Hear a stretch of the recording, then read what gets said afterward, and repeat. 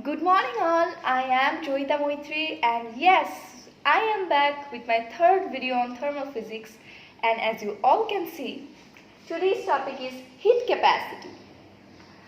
Alright, so in my last two videos I spoke about kinetic theory of matter, and there was a part, if you can remember, I really hope you do.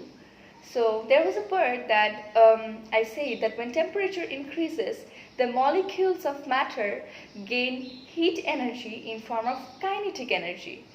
So how many of you know the difference between temperature and heat? Alright, let me give you some time. Think about it. So we have over here temperature versus heat. So how many of you know the difference between temperature and heat?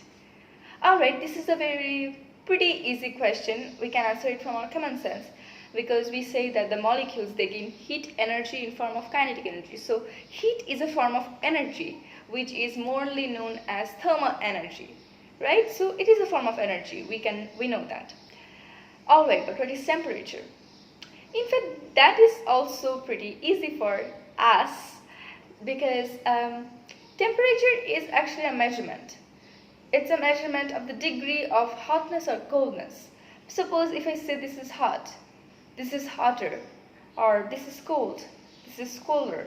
So I'm measuring this degree of hotness or coldness using the temperature. It's a basically measurement thing. It's temperature. So we now know the difference between temperature and heat. That is, temperature is a measurement of the degree of hotness or coldness, while heat is basically a form of energy. Now, in today's video, you will basically forget the term temperature. The term temperature is dead. Alright? So you will basically forget the term temperature. We will only talk about heat today, which is pretty obvious because the chapter's name itself is heat capacity. So heat, it is pretty obvious. So we know that heat is a form of energy, and when we learn about any energy, our curious mind always wants to calculate it. For example, we know kinetic energy, and we can calculate kinetic energy. We have the formula, which is half mv square.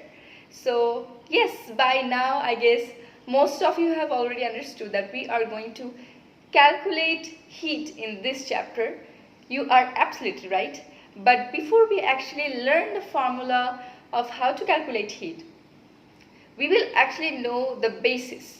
Because let me make you understand with the example of kinetic energy, since it's a morely known term to us now. Because we not only know the formula of kinetic energy, which is half mv square, but we also know in what situation we are actually calculating it. Such like a body of this much mass, when it moves with this much speed, what is the energy that is required? That time we calculate it. So we only know the term heat or thermal energy, but do we actually know that where does it exist? We are learning to calculate it, but around us, which energy are we actually calculating? What is the situation?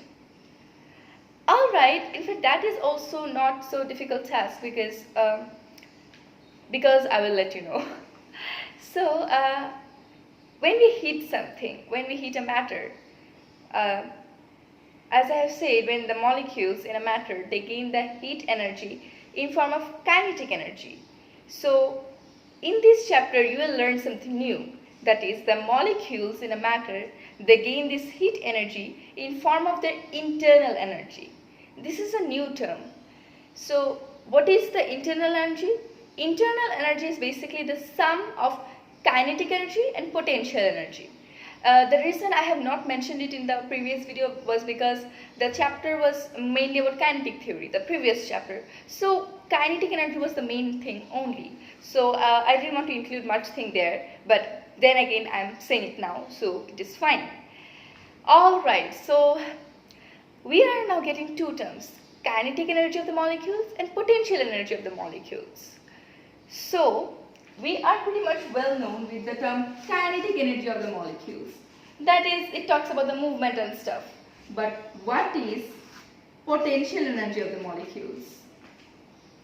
Anyone? Any idea? Alright, for your understanding, I am saying kinetic energy, I have wrote it as KE and potential PE. Alright, so yes, anyone? Any idea what is potential energy of the molecules? Alright, let me answer it on behalf of you all, as always. That is, you can actually understand with a little of your basic knowledge as well.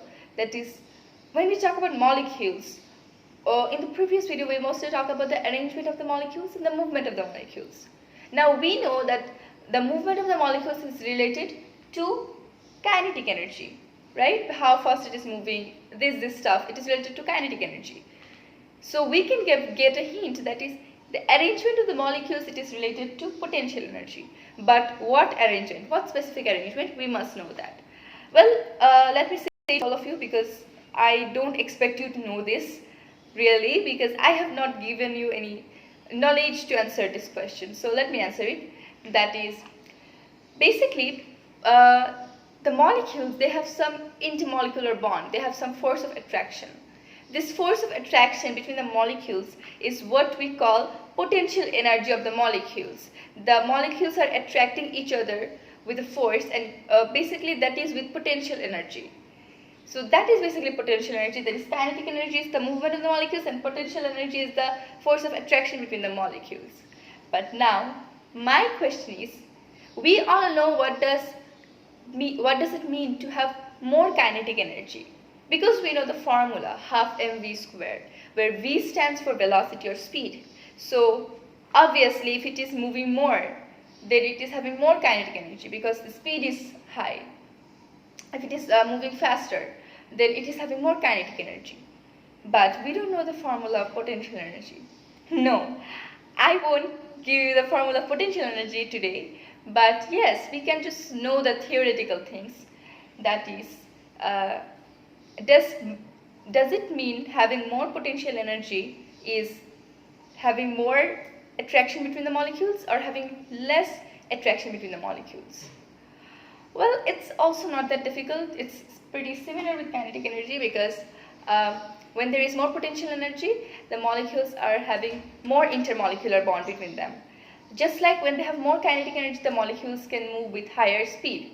So these two things are pretty similar. Alright, so basically when the molecules, when they gain the thermal energy in form of their internal energy, that time there is a change in their total internal energy, because they are gaining more energy as their internal energy. So there is a change in their internal energy. Now this change in internal energy is what we term as heat, and that is what we are wanting to calculate in this video. That is the change in their thermal energy. So basically we are providing heat to a substance, but what is the heat? What is the change of energy that is actually having or actually taking place in the matter itself? That is what we are going to calculate in today's video, and it sounds fun, right? I know it does. Alright, so before we move into the formula of heat, let me just talk a little more, please. I know my talkings are pretty boring, but still I will speak because I love to speak. Alright. So imagine a beaker containing some hot water. Alright. Now imagine I am pouring a drop of hot water onto your hand. That's rude, I know. Now imagine I am pouring the entire hot water from the beaker onto your hand. That's cruel. No. Why was that one rude and this one cruel? Why? You will be like, of course, duh, because you're pouring more water, that will create more damage. That's why it's more cruel. Why will it create more damage? Both the water, in both cases, they were in the same beaker. They have the same temperature. But why will one drop create less effect and the other one create more effect? Why? Alright. So now you will definitely say, because there is more water, so it will affect me more. Well, dude, the water in the beaker was both at the same temperature, which means if one of them is having more effect, which means that despite sticking to the same temperature, in any one of the cases they are having more energy. So if they are having more energy, more thermal energy or heat, that is basically the thing which is causing the more damage in your hand. But why? Why will one of them have more energy and the other one have less energy? Now you will say, I don't understand so many things. I just understand that there is more water. You're pouring more water onto my hand. That is why it is more harmful, because it was hot water. Well, if you are saying all these things that I am predicting, then you are going to be genius, because it is affecting, because it has more energy, and you just said more water, which means more. It is related to the amount, mass. Absolutely right. So which means mass is one of the factors which actually determines the heat, because if the mass is more, then it will have more amount of heat, and that is why it is creating more damage despite it is in the same temperature. Alright, so yes, and in fact, do you know that despite I said to forget the term temperature a moment ago in this video, in fact you need to know the temperature to actually calculate heat. Now you will be like, this girl is crazy. She just said a moment ago that temperature is dead, and now she is saying that we need to know the temperature to actually calculate heat. Don't worry, teens are not steady with their words, so it's pretty normal, okay? Don't worry about it. Alright, no more drama, no more drama. Let's get back to the formula of heat. So, the formula of heat, let me reveal it. It is Q equals to mc del theta. It seems to be pretty complicated. No, it's not. So, where Q itself, it stands for heat. M is obviously mass, and del theta is basically the difference in temperature. So suppose you need to know the initial temperature before providing the heat. Now you record the initial temperature, and then you have to record the final temperature after providing the heat. And the difference between the final temperature and the initial temperature before and after providing the heat is basically your del theta. Alright, so we know three of the terms, but what is C? C for cat, C for car, C for coins, but of course these things are not over here. So what does C stand in this equation? We will get to know, we will explore it together. Alright? So, using our mathematical knowledge, we can actually try to find out a mathematical definition of C, despite we don't know what C is. So how can we do that? Let's make C the subject. So if we make C the subject, then C is equals to Q by m del theta. Am I right or am I right? I know I am right. Alright, so C equals to Q by m del theta. So let's put down the units. Let's try to check it out. What might be the unit of C? We know the unit of Q is joule, the unit of mass is kg, and del theta can be Kelvin or degree Celsius. Alright, so the unit of Q is joule, mass is kg, del theta is, you can say Kelvin or degree Celsius, it's the same thing, because the difference in Kelvin temperature is the same as difference in Celsius temperature. This is something we all know, of course. So, knowing the unit of these three things, we can actually learn the formula of C. So the formula of the C will be joule by joule per kg per Kelvin, or you can say joule per kg per degree Celsius. I hope you understood, because it is joule per kg per degree Celsius or per Kelvin. That is basically the unit of C. So does any one of you like I have done so many things. Do you have any idea what C might be? Other than cat, coin, car and all these things. Alright. Guess what? Absolutely right. Absolutely right. Thank you for the answer. That is, C is basically the property of a substance that we are heating. And this property is what we call as specific heat capacity. So we have got the term C, which is specific heat capacity, and we know it's mainly the property of a substance that we are heating. And we also know the unit of specific heat capacity, that is joules per kg per Kelvin. But what is the definition? We cannot just write, if they ask us in O levels that what is specific heat capacity, we will just write that it's a property of substance that we are heating. Of course no, we'll get 0, I guess. So we need to know the definition, but it's not a difficult definition at all. You can understand from the mathematical formula because it's a mathematical definition. So what is the definition of C? Alright, you can actually make the formula of C by yourself because you are a genius, of course. Imagine if you want to make C equals to Q, what do you need to do? If you want to make C equal to Q, of course, you need to make m del theta as 1. So if m, which is mass, is equals to 1 kg and del theta is equals to 1 Kelvin or 1 degree Celsius, then that product is obviously 1. So then it becomes C equals to Q, where Q is obviously the heat or the thermal energy. So we can now find out the formula, like the definition of C by ourselves. That is, C, or specific heat capacity, is the amount of heat needed to change the temperature of 1 Kelvin or 1 degree Celsius of 1 kg mass.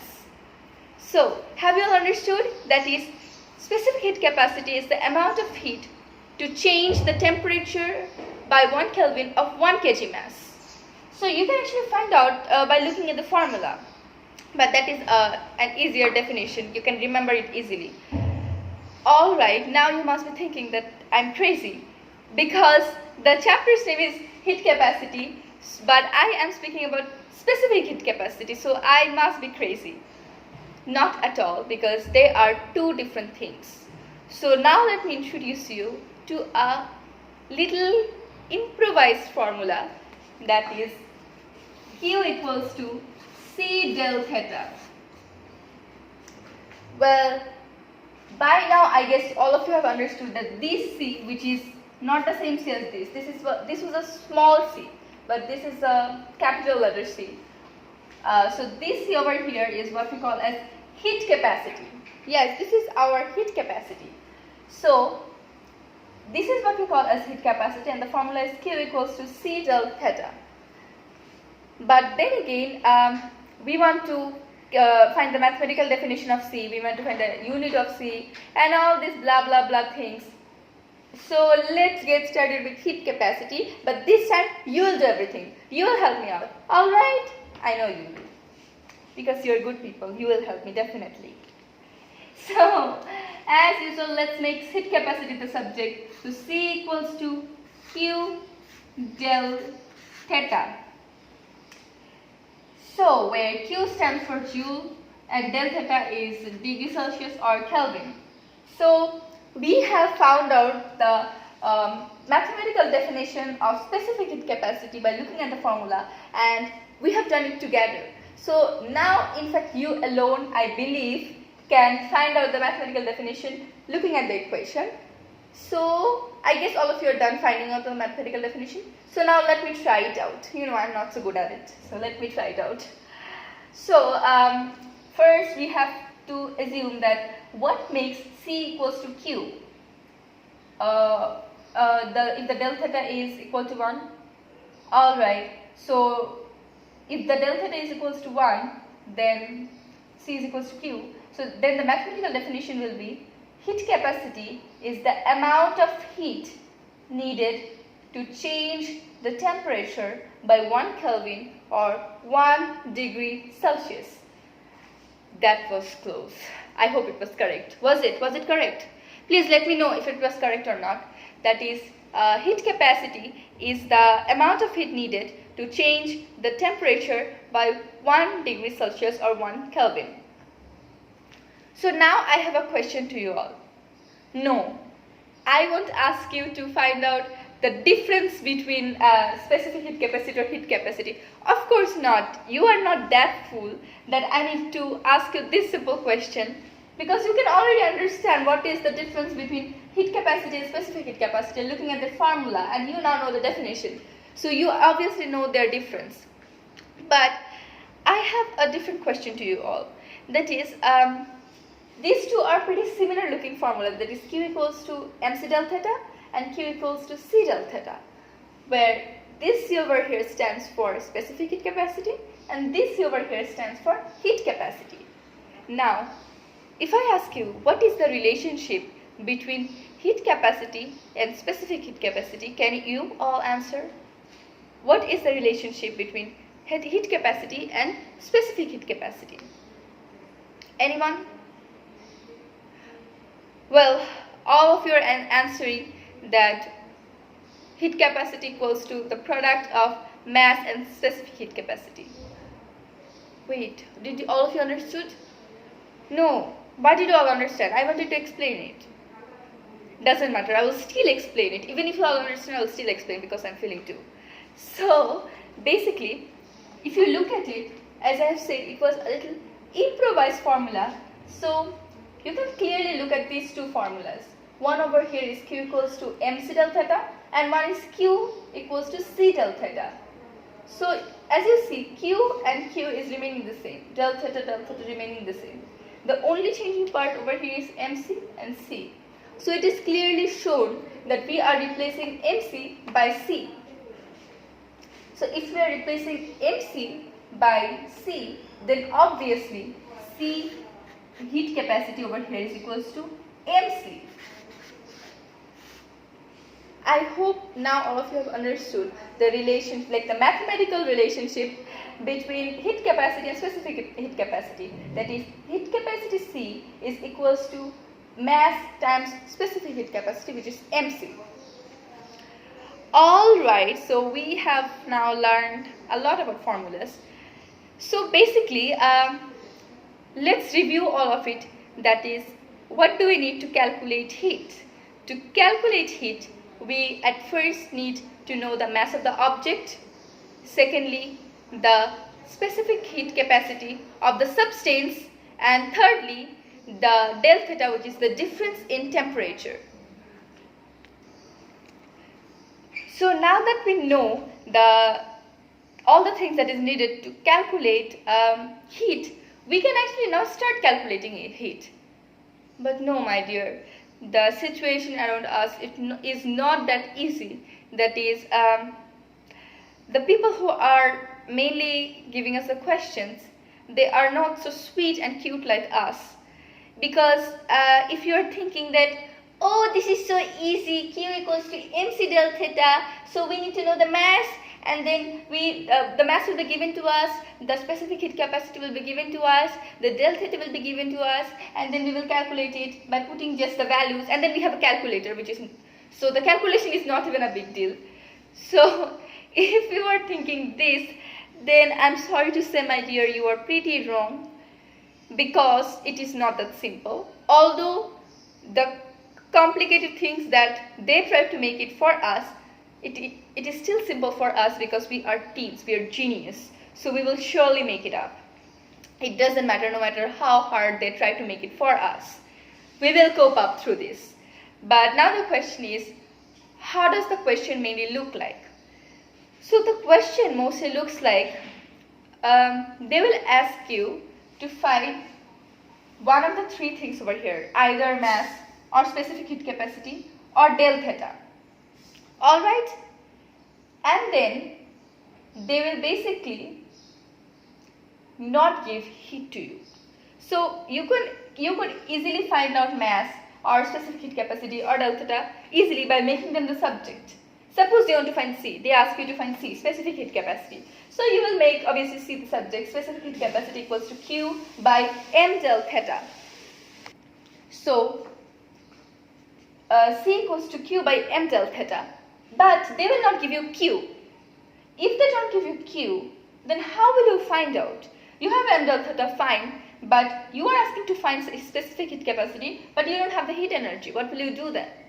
Well, they do give you different hints to find out heat.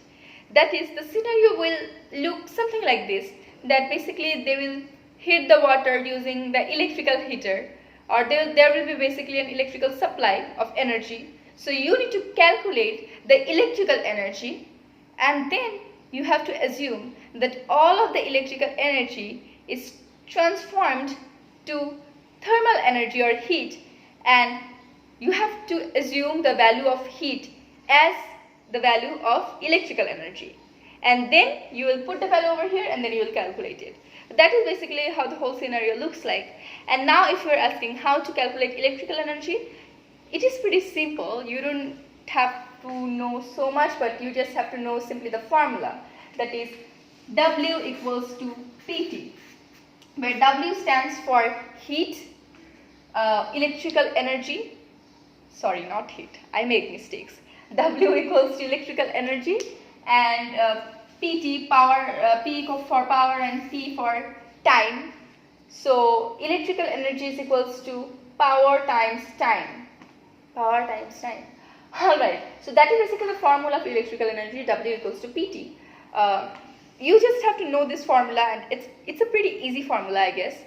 And then you can just do the math. So now since we know about the equations, all the formulas, and we also know how the questions will look like, let's now try to solve something. But before that, I will actually change these things, because as you can see, I don't have space. Alright, but let me give the question to you before, so that you can solve it before me. This is basically my question. You can solve it by yourself now alone, or you can solve it with me together. Okay.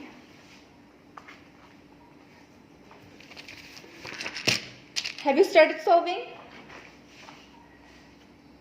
If you have actually started solving, then you guys are really obedient students, because I personally would never have started solving something like a math or something just watching a video. If you are doing it, you are super, I don't know, super obedient students or super intellectuals. Alright. So let's read out the question. An electric kettle is rated at 25 watt. Calculate the rise in temperature of 150 gram of water if the electric kettle is switched on for 5 minutes. Specific heat capacity of water is 4 joule per gram per degree Celsius. Alright, at first when you look at the math, it will seem something like messed up, but what you will do is you will write all the sort of variables you have. So let's see what information is given to us. Electrical kettle is rated at 25 watt. So 25 watt, it is power. Power equals to 25 watt. Alright. Calculate the rising temperature of 150 gram of water. 150 gram, it is the unit of mass. So the mass is 150 gram. If the electrical kettle is switched on for 5 minutes, so time equals to 5 minutes. But you cannot put 5 minutes because the unit of time is second. So you need to convert it to second. But we all know 5 minutes is basically 300 seconds. So this is easy. Alright, and then it is given to a specific heat capacity. Specific heat capacity C is 4 joule per gram per degree Celsius. Alright, so we are asked to calculate the rise in temperature. The rise in temperature basically means the difference in temperature, which is del theta. So we are supposed to calculate del theta. So what do we have to do first? Yes, we have to calculate the electrical energy first. So electrical energy, which is W equals to PT. So where P is 25 watt times 300 second. If you calculate, it will be 7500 joule. That is basically electrical energy. Now what you need to do is, you need to assume that all of the electrical energy is transformed to heat energy. So you will consider that electrical energy W is equals to heat energy Q. So now we know that what is the heat? Heat energy with Q is basically 7500 joule because it is the same as electrical energy.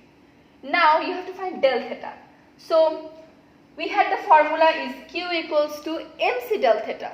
So what might del theta look like? What will be equals to del theta? Obviously, if Q is equals to MC del theta, then del theta will be equals to Q by MC. Am I right or am I right? I know I'm right. Alright, so, wait, did you notice that am I right or am I right? I know I'm right, alright. It was a coincidence, right?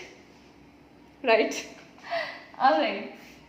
So, Q over here is 7500 joule and MC, so mass is 150 gram times specific heat capacity C is 4 joule per gram per degree Celsius.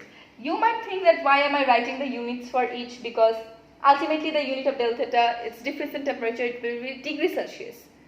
But the reason I'm doing it is sometimes a lot of the students, they actually make mistakes in the unit. In fact, a lot of my classmates, they actually do it because when you don't write the units in this way, then you kind of get confused, which did I change the unit or did I do this?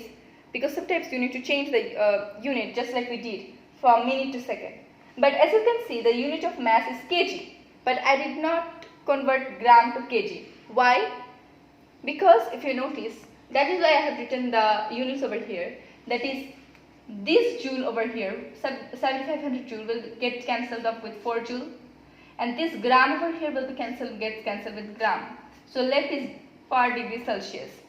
That is why basically you don't need to convert it to kg because they are in the same units. So you need to check the units like this way. I know it seems a little complicated at the first place, but as you do more and more maths, it will actually be easy to you, I promise. So if you calculate it now, the answer, you can check it out, it will be 12.5 degrees Celsius. You can check it out with your calculator if you want, but if you calculate it, the answer will be 12.5 degrees Celsius. Alright, so now that we are done with a fun math and with actually a lot of things, as what I always do at the end of my video, those who have watched the full video for me, I always present a gift for you all. That is an MCQ from O-level question paper. So today's MCQ is very easy. Answer it before me, okay? So let's read it out. Heat energy is supplied to 100 gram of paraffin and 200 gram of water in similar containers.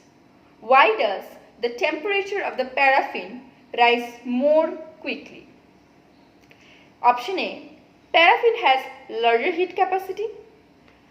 Option B, paraffin has smaller heat capacity. Option C, paraffin is less dense. Option D, paraffin is more dense. Done with your answers? Alright, I can see all of you are done. Alright, then let me reveal the answer. So, the answer is option A, paraffin has larger heat capacity. But why is this? Let's see. That is, heat energy is supplied. So, obviously the same heat energy, which means our Q is same. 200 gram of paraffin and 200 gram of water. Both are 100 gram, so the mass is same.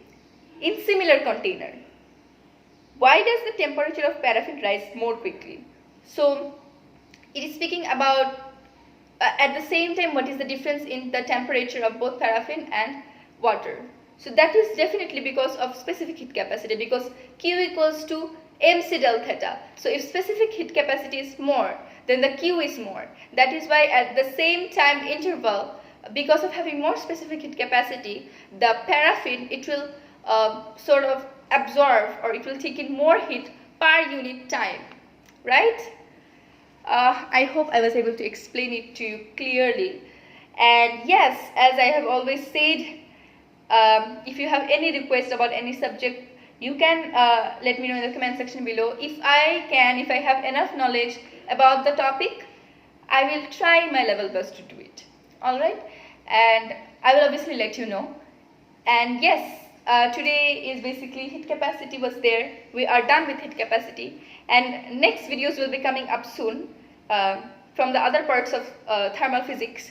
And don't worry, we will be done with thermal physics very soon. But I think the next video, like the very next video, will be super amazing because it is also one of my most favorite chapter. And we learned one new formula. So in the next video, we will learn another new formula, and that time it will be very fun because we will be doing maths, mixing the two formulas. So I hope it will be really fun in that time. And yes, I guess we are done. So yes, obviously as always, stay home, stay safe, and stay cool, and stay teenagers because teenagers are awesome. Thank you so much. Thank you all.